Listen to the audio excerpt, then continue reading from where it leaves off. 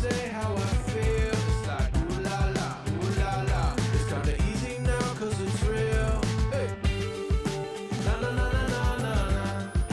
Na na na na na na na. Na na na na.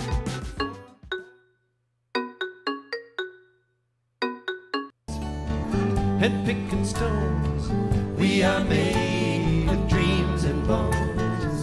I feel the need to grow my own, 'cause the time is close at hand. Time is close at hand. Rain for grain, sun and rain. I find my way in nature's chain. I tune my body and my brain to the music of the land. Well, hi everybody. How are you tonight? Why is this saying there, green? All right. Hey, ooh, I'm close. That was not intended. Oh well, that's fine. I will just be here. Um, Good to have you guys here. So hopefully we'll see how things are going. So far, so good. It is a gorgeous day here in the Pacific Northwest. I had my hair done today. I had did some stretching. I didn't get my walk in, but it was kind of a scattered morning, but that's okay. Yeah. I woke up this morning. Bob was all watching the as a person who grew up as a Catholic, Bob did. He was all into what was going on with the new pope, and that happened before I left to go get my hair appointment, and that was all. It's all giving me all the insight on all that and all what his. He had a good friend who texted him and said, "Darn, I was hoping for a dark horse ride-in for me myself." And I thought that was pretty funny. Ah, yes. But here we have Tamra and Linda. Oh my goodness. Good to have you guys here. Thank you so much for sticking through all my trials and tribulations with the technology. I have books today that are on my counter here. So we're not pushing the limits or what, but we'll see. We'll see if it's good, but what else has been going on? Oh, I have worked on for our mustard seed auction, the fundraiser for the mustard seed, which is the Mustard Seed Project is a organization that provides services to seniors in the community. And we have a cafe. It's where we have an art gallery up there too. It's where my things are on display, and they have an auction every year. And oftentimes the Tarts, my art group, does something for centerpieces that are then being auctioned off. So I took one and I decided to do one of my Zentangle garden type things on it. And I did that yesterday, so I'll show that on Sunday. That's my little bit of art. It's a pretty good size metal watering can. And they're going to put bouquets of flowers in them and make it as the centerpiece, and it's going to be auctioned off. So that's kind of the thing that it is. And it's turned out so far so good. It's a white metal watering can, and I used either acrylic pens or acrylic paint, and then I will spray it with a lacquer, like a to seal it, and that will be good. But I still have a little bit more to go. It's it's good. Anyway, tomorrow Bob and I go off. I'm gonna. Oh, excuse me. Goodness gracious. Tomorrow morning I go get a COVID shot. And Bob has to have blood tests, so that's what we're doing tomorrow. Yeah, that's our morning adventure. So that ought to be fun. But today I have two books, and it says Gardens and Gratitude, and Gardens and Grace was I thinking about. But some of my best and most fun adventures or memories that I have are times in my grandmother's garden. She had a beautiful rose garden. She had an incredible iris garden, and she had wonderful iris um, lilacs and magnolias in the front yard, and it was just, yeah, grandma's rose garden was glorious. Her irises were some of my favorites, and we just used to spend some time in there.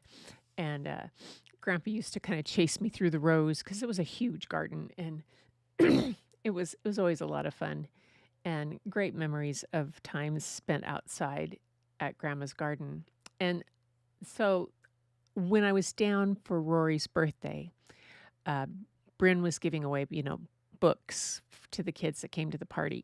And one of the books that she was giving away was a book that I have been looking for. It's one of my favorites.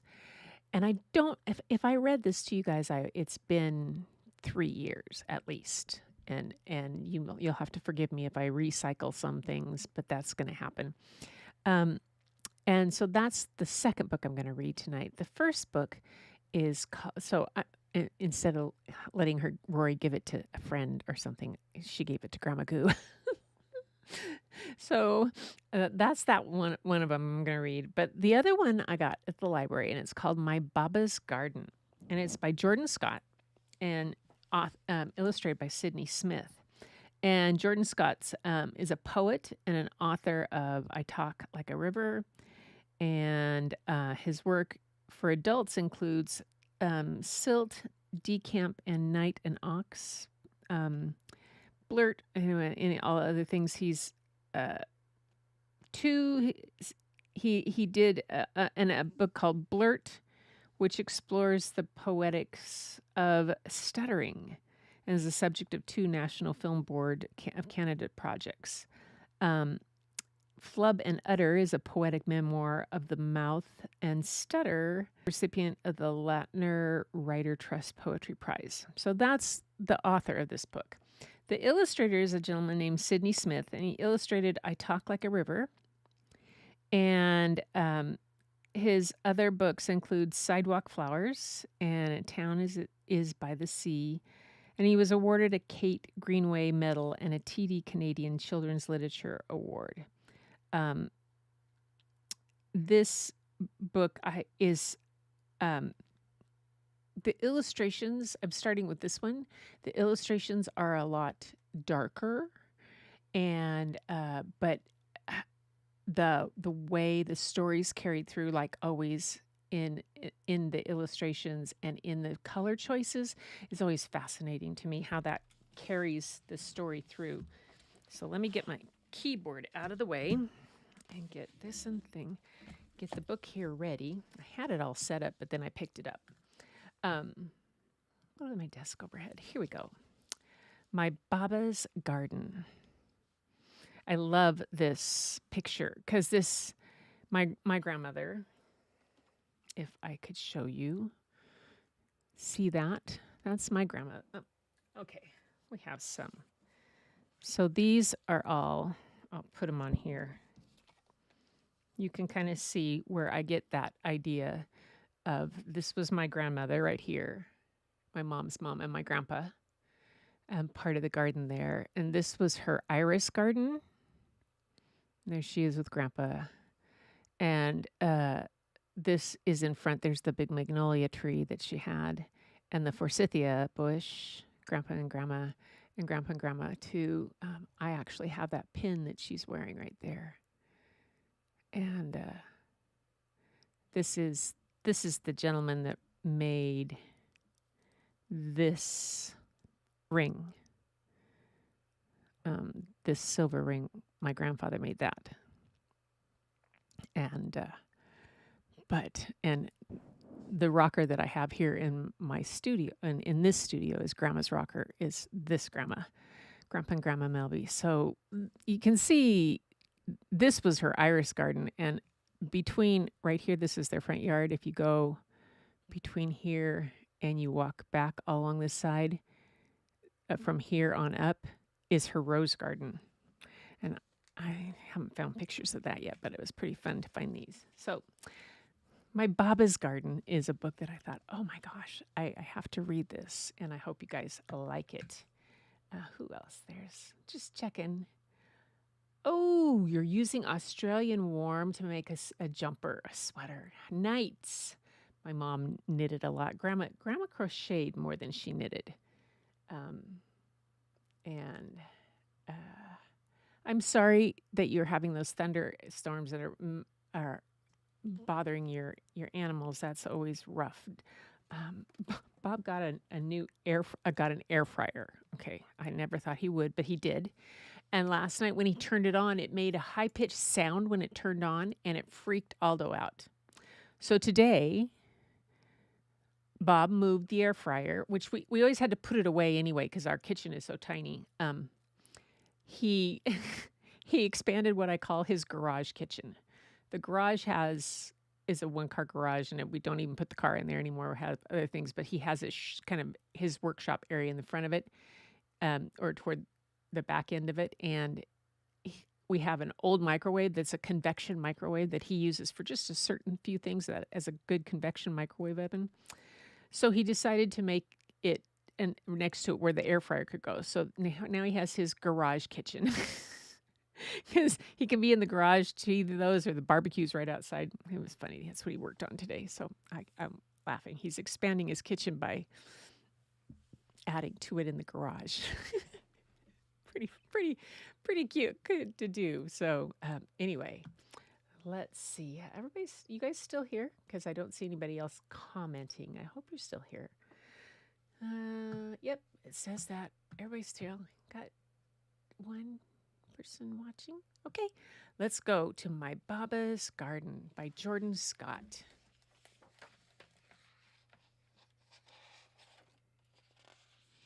You can see the dark colors, how they start out. It says, my Baba, my grandmother was born in Poland, where she and her family suffered greatly during World War II. After the war, she immigrated to Canada, where she settled in a small coastal town of Port Moody, British Columbia, with my Dredek grandfather. Together, they lived in a renovated chicken coop behind a sulfur mill, just off Barnett Highway. Oh my gosh. My Dredek built railway and my Baba cleaned houses. Huh. Anyway, she tells a little story about, she would say, she stored food all around the house, in every nook and cranny. When I accidentally dropped food on the floor, my Baba swooped to pick it up, kissed it, and gave it back to me. Then she'd watch me eat and say, "Eat, you too skinny boy." Oh my gosh. Anyway, My Baba's Garden. Let's double check. Oh, yeah. My Baba lives in a chicken coop beside a highway, behind a sulfur mill, shaped like an Egyptian pyramid, bright yellow like the sun that never goes to sleep.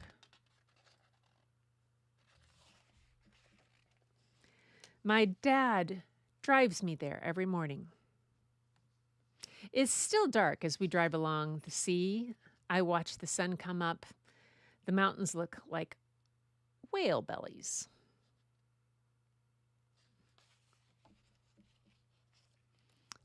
When my dad drops me off, my Baba doesn't come to the door, but I know where she is. I let myself in and walk into the kitchen. And there she is, hidden in the steam of boiling potatoes, dancing between the fridge, sink, and stove. A hand holding a beet, a leg opening a cupboard, an elbow closing the fridge door. My Baba hums like a night full of bugs when she cooks.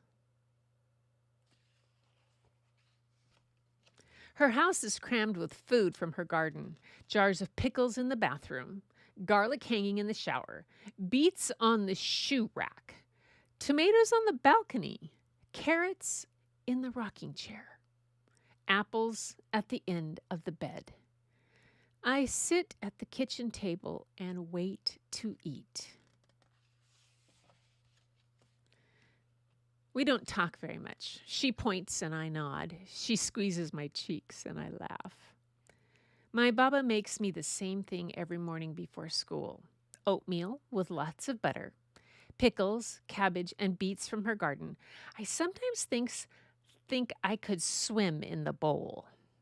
Every morning, she watches me eat. Sometimes I spill some. My Baba quickly picks it up. She kisses the oatmeal, puts it back into my bowl, and gently squeezes my cheeks.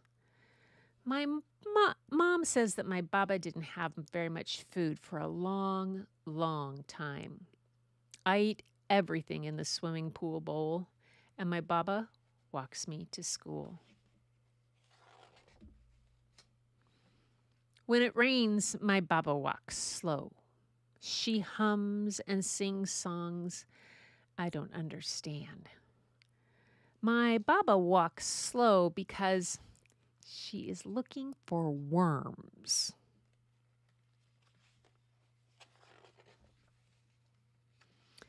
My Baba sees worms squirming in gutters and puddles, worms in rain rivers floating into the road, wet worms with no earth beneath them. She picks up all of them and puts them in a small glass jar filled with dirt that she keeps in her pocket. The worms. How wonderful. Oh, I love this. After school, my Baba waits for me outside. We walk home down the long sidewalk, along the sea, past the sulfur mill, and into my Baba's garden behind her chicken coop house. There's so much to see, so much to smell, too much to eat. My Baba kneels next to the tomatoes, the cucumbers, the carrots, the apple tree. Her humming gets louder. She pours worms into the soil and covers them with dirt. When I ask my Baba why she does this, she wets her finger with rain and traces all the lines in the palm of my hand.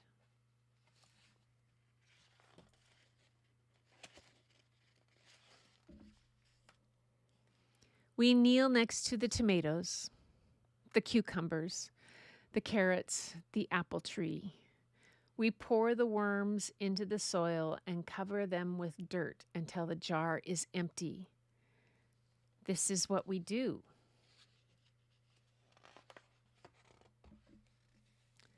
Until my Baba leaves her chicken coop home and moves in with us. They put a big building where my Baba's house used to be. Her garden is still there, but it looks like a jungle. Now my dad drives me to school every day. I don't walk much anymore. My Baba sleeps in the room at the end of the hallway right next to mine. I bring her oatmeal and one sliced apple every morning.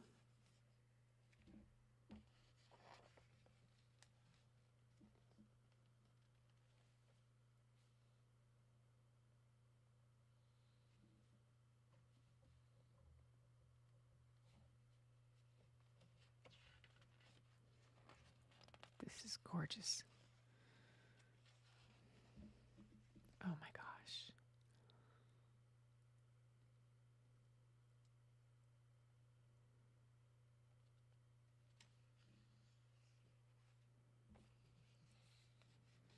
My mom and dad are too busy for a garden, but my Baba keeps seeds from her sun gold cherry tomatoes. I planted them in a small pot that I put outside her window. I've never planted anything before. I hope they grow. My Baba tickles the lines in my palm with her finger. We look out the window at the rain falling on the bright yellow sulfur mill and the mountains shaped like whales. And I remember.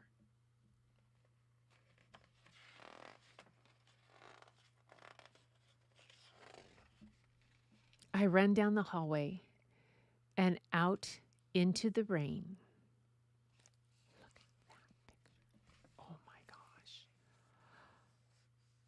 Look at that picture of Baba. I walk slow.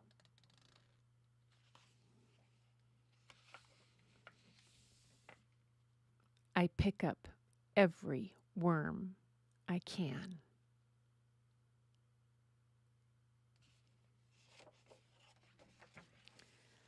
This picture of Baba, this painting, oh my gosh. And the way that the story is told in just images right here on these 2 pages are just so amazing. You see the light, and then the light between the 2 of them and the hand.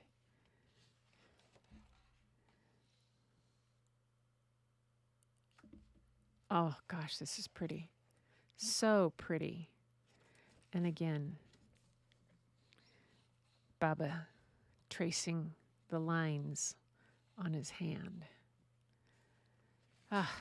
So this story back here, I'll pull it up a little bit. Well, hi, Fatima. Hi, yay. Just a beautiful book. So let me see if I can see what it says. I'll pull it up a little closer so I can actually see it better here. Because I know where the Barnett Highway is in British Columbia. She didn't speak English very well, so much of the time we communicated through gestures, touch, and laughter. We also communicated through our love of food. Even at a young age, I recognized that some of the ways she lived were different. She kept soap shavings under the sink until she had enough for a new bar. She stored food all around. And my Baba loved worms. Every morning or after a rainstorm, she took me outside to look for them on sidewalks and in gutters. Together, we put the worms in her lush garden. My Baba tried to explain why we did this by dipping her finger in rain and tracing the lines of my palm. She was telling me that when worms dig, they help increase water and air that gets into the soil and provide nutrients. I'm a grown man now, and I still pick up worms. My children do too. My Baba would be proud. Jordan Scott. My Baba's Garden.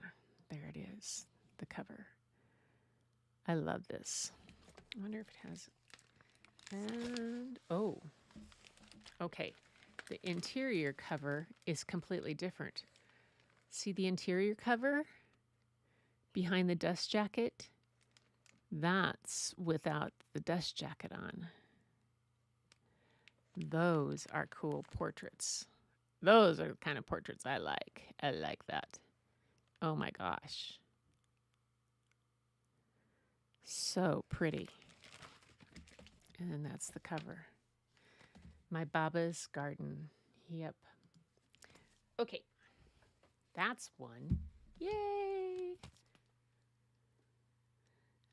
Yes, it is a very precious. I just love it. So, how you doing, Fatima? I dipped in briefly to Sonia's painting earlier. I didn't say anything. I just watched her for a few minutes because I knew I couldn't stay. But I saw you were in there, and she was doing something lovely again, as always. Yeah, and so I know, isn't that those kind of portraits? Just that simplicity. I knew what I was going to check on. I was going to check to see what the artwork was done in. These people and their small printing. The artwork for this book was created using watercolor and gouache on that one. Okay, that makes sense. Now the next book. Like I said, I may have read this, but it's been at least 3, if not 4 years, or it might have been one of the earliest ones. It's a book that when it came out, it made the Washington Children's Choice Picture Book Award. There is a children's songwriter. She plays the ukulele, and she made a song to this book. And I used to do it at school all the time with the kids and taught them the hand motions that would go with it. And we would read it and then we would do it again and they loved it. So this is one of my favorites, and it's called The Curious Garden, and it's by Peter Brown. You may recognize, you may not. Like I said, I've been looking for this, and this was down at Bryn's house, and it was Rory's book. It's not one that I had given to them. It had Rory had been given it by somebody else who had decorated the book. Said the glitter is because you are a princess sometimes, and it's true. We'll always do. Too bad. Was it for Rory or was it for Rook? I don't know. Anyway, this is The Curious Garden by Peter Brown. And the illustrations of the book are done in acrylic and gouache on board. And it's The Curious Garden by Peter Brown. Again, this is one of my very favorite of all books. It's so cute. And the kids always loved it. Now let me just, oh good. I was afraid I was going to have to change the bright so I can see the text. Yeah, there it is. The Curious Garden by Peter Brown. There once was a city without gardens or trees or greenery of any kind. Most people spent their time indoors. As you can imagine, it was a very dreary place. However, there was one boy who loved being outside. Even on drizzly days, while everyone else stayed inside, you could always find Liam happily splashing through his neighborhood. It was on one such morning that Liam made several surprising discoveries. He was wandering around the old railway, as he did from time to time, when he stumbled upon a dark stairwell leading up to the tracks. The railway had stopped working ages ago, and since Liam had always wanted to explore the tracks, there was only one thing for a curious boy to do.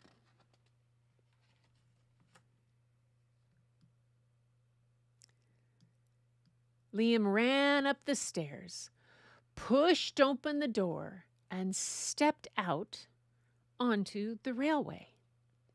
The first thing he saw was a lonely patch of color. Wildflowers and plants were the last thing he expected to find up there. But when he took a closer look, it became clear that the plants were dying. They needed a gardener.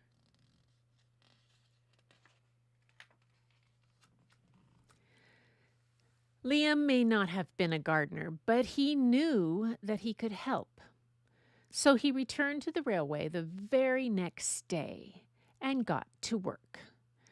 The flowers nearly drowned, and he had a few pruning problems, but the plants patiently waited while Liam found better ways of gardening. He sang to As the weeks rolled by, Liam began to feel like a real gardener, and the plants began to feel like a real garden.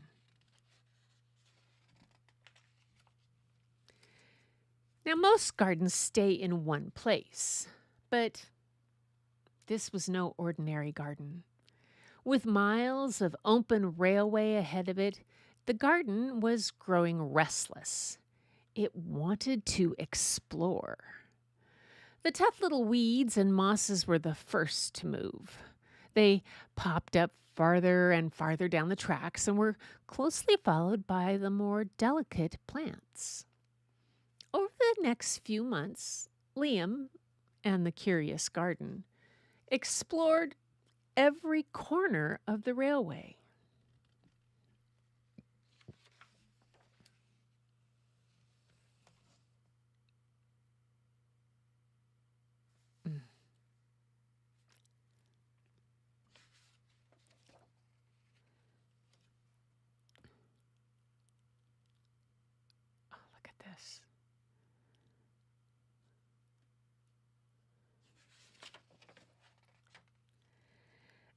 After spending his spring and summer and autumn with the garden, Liam's time on the railway was finally interrupted by winter.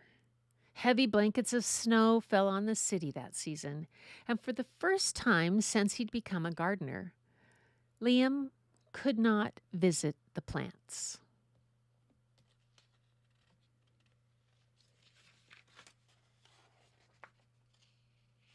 Rather than waste his winter worrying about the garden, Liam spent it preparing for spring. After 3 cold months, the snow finally began to melt, and Liam rolled his new gardening gear over to the railway. Winter had taken its toll on the garden. But thanks to Liam's planning, his handy new tools, and a little help from the rain, the plants soon awoke from their winter sleep.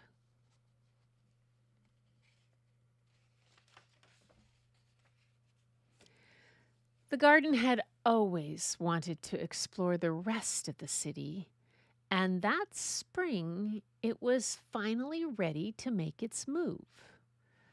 Once again, the tough little weeds and mosses set out first. They popped up farther and farther from the railway and were closely followed by the more delicate plants. The garden was especially curious about old, forgotten things.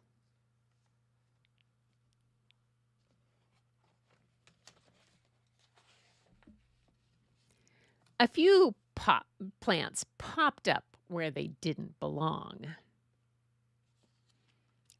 Others mysteriously popped up all at once.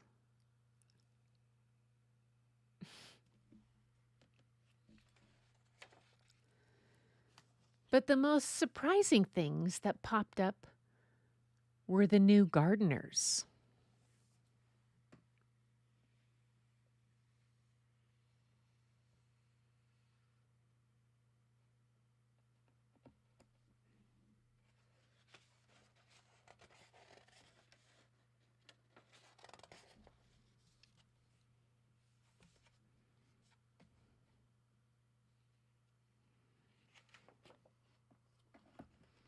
So take a look at that.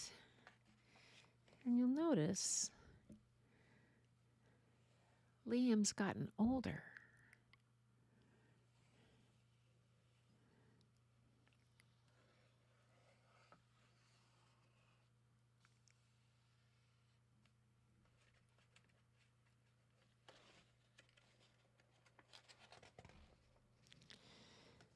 Many years later, the entire city had blossomed. But of all the new gardens, Liam's favorite was where it all began. Liam's grown up. Liam has little Liams and a little Liamette.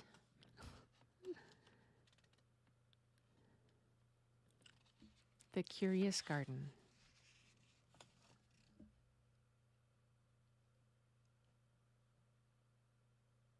I love this book. Author's note. Let me go to some place where I can see this and pull it up.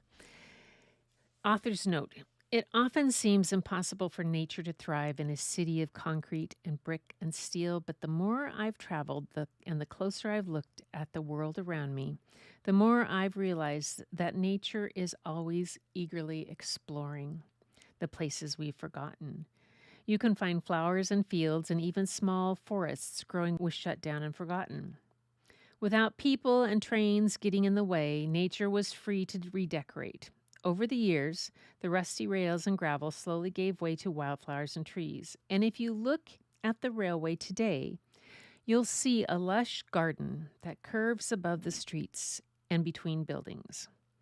From grass bursting through cracks in a sidewalk or a tuft of goldenrod clinging to a brick wall, to a meadow winding along an abandoned railway, nature can thrive in the unlikeliest of places. All of this made me curious What would happen if an entire city decided to truly cooperate with nature? How would that city change? How would it all begin? Peter Brown, The Curious Garden. There it is, The Curious Garden. Yes. I think this was published. When did this come out? This came out in 2009. Yeah. So it would have been on the Washington Children's Choice Picture Book Award list in 2011 or 12. Then probably 11. Yay. So let's see what you guys. I'm glad you like it. I like the garden one. Explore if to grow further. I know, isn't that the curious garden? The garden was curious of what was down there. I love that idea. So, we had some weeds and we have some moss. We're letting a moss grow in between our cement area on our steps, but we had some other weeds. And for Christmas, I had given Bob a torch for getting rid of some of the weeds in our parking area. He was cautious about it, which is very good. But he tried on some of these horsetails that we have. We have these horsetails around up, and they're kind of hard to pull out, and they don't look. He tried it, and they literally it exploded in fire, and the one next to it went. He's like, "Oh, okay, we're not doing that." And then he tried another place, and it was just like. So he's done a few little places, but he has to be really limited. It's pretty powerful. It's kind of crazy. So I don't think it's something he's going to use a great deal of. We have neighbors who use it all over the place, but we also have a whole lot of, things that don't need to burn. It was pretty funny. Anyway, that's good. Yeah, thank you. I'm glad you liked the book. I love it. That the dandelions are back in force this spring. I enjoy planting for bees, butterflies, and birds. Your HOA doesn't like them, I know. Oftentimes. I enjoy planting for butterflies and birdweeds, and that's, and for the bees, we have people up here who are like mason bees. They'll bring them and put them on your property if you want them, and it's just kind of fun to see. And my rhododendrons are in bloom. The tulips are just in Skagit Valley are probably just past, and we're getting ready for irises. Should be coming up pretty soon up there. But yeah, my rhodies didn't bloom quite as much as I expected them to, but that's okay. I didn't take off all the deadhead. I didn't deadhead. I got 5 huge rhododendrons, and I'm not really much of a gardener. Quite frankly, I'm not. I'm like, yeah. Anyway, natural gardens are the best. Yes, I'm glad you guys like that. So Sunday, I will be back, and I will show you for my art, I'll show you the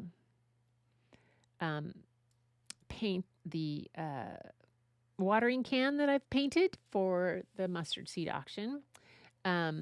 And so, folks, send in some stuff that you've been doing so we can have some of that to share. And I think I'll stop by the library tomorrow. I've got a couple books over there.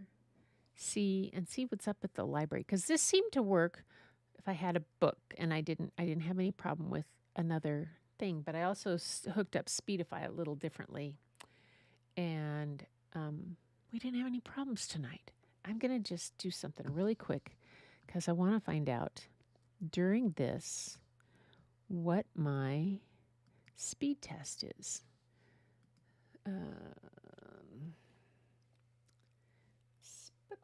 Where is it?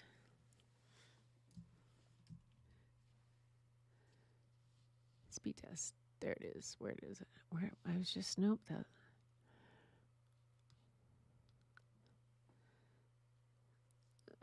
But that's not the one I wanted. Let me just go pull this one up. She just gave it to me.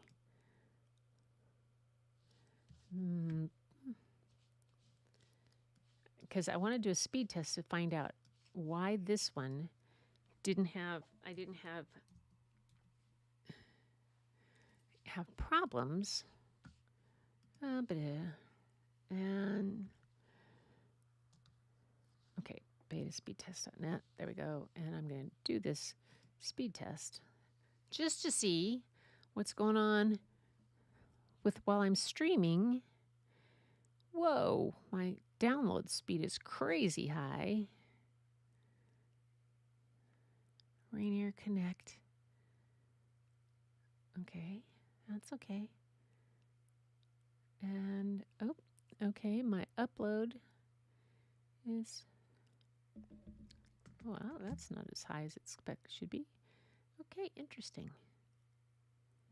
Okay, so what I'm doing is I'm taking a capture that, a picture of it, so I know what's going on. There we go. Yay. So then I have those speed tests of what happened at the beginning. I did it right before I went live, and then I did it just now at the while I'm still live here. You're good. I'm glad. It was because the other night I had done all of these same things, and it just crashed out 4 times in a row, and that's why I did the premiere. But we do what we do. It's live. You know, it's kind of like being Gumby. You got to be flexible and make it work and do what you can. So this worked.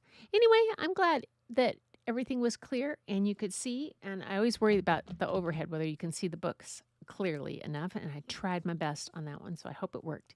But I'm tomorrow, like I said, off to COVID test and a few other things. Hope you guys have a wonderful weekend. Have some art sent in. I would love to see something. Be back on Sunday afternoon or evening, and it will be wonderful. And it's springtime here in the Northwest is pretty fantastic. If you didn't get a chance to see a couple of the shorts I put out a short of me painting the Space Needle from 1962. I found a slide that my great aunt had taken, and I think it was on the opening day of the 1962 Seattle World's Fair, because there's 3 jets that were in formation going toward this above the Space Needle. And the Space Needle back then, the Seattle at the World's Fair, was very different than it is now. It had no net underneath the top, and it didn't have the extra restaurant level that it has now. So this is like an original from 1962. And so I did that, and I did, I think I put out the one that I did on the plane too, when I painted on the plane, the lone tree on the plane when I painted. And then I did one that was just like 50 seconds of me listening to the waves on my beach, just really quiet, very soothing, I thought it was. So, yeah, that's what I did. Anyway, guys, thanks so much for being here. I really do appreciate it. And until next time, breathe deep, relax, smile, make 2 or 3 other people smile, and keep looking for the beauty hidden in plain sight. It's all around you, you know. But the first place you'll find it is when you go look in your own mirror. And I will see you next time.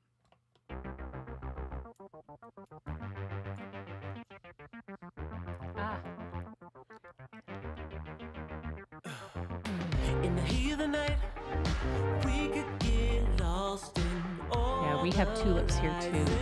Skagit Valley is amazing. Feeling alright, we won't go home, we will just stay here downtown. There's not just stars on the boulevard, they're in the light in your eyes. Oh, we don't need no black cards, I just need you by my side. We could be shameless, famous, running cool, with a love that leaves us weightless. Ooh, drop dead gorgeous, wow. Ooh, you got me feeling starstruck too. We could be famous.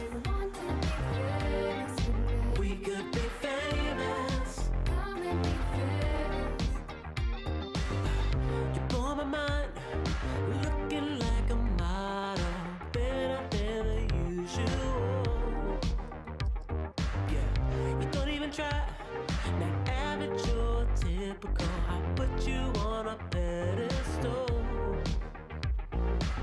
There's not just stars on the boulevard. They're in the light in your eyes. Oh, we don't need no black cards. I just need you by my side. We could be shameless, famous, running cool. Complete with windmills? We don't have windmills. We don't have windmills. We have snow geese. You got me feeling starstruck. Snow geese and trumpeter swans. We could be famous. We could be famous. Irises are. I have some iris in my yard. I have some water iris, and I have a few of the regular ones. Nothing like my grandma had. Grandma had. It was drier over here.